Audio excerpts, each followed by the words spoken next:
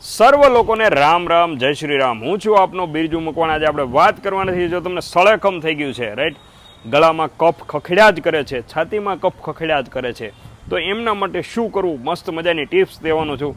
સૌપ્રથમ તો રીલ સેવ કરી લેજો અને દરેકને શેર કરવાનું ભૂલતા નહીં.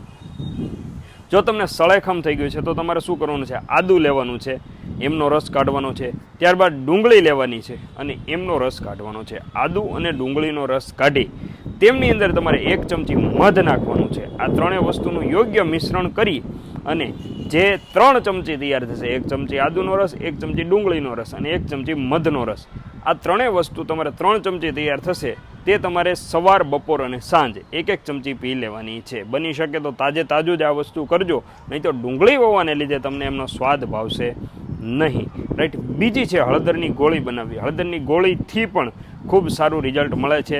ત્રીજો પ્રયોગ છે, નવશેકા પાણીની અંદર 1 ચમચી હળદર નાખી અને મિક્સ કરી અને એ પાણી પી જશો તો પણ ગમે તેવી ઉધરસ આવતી હશે તે દૂર થઈ જશે.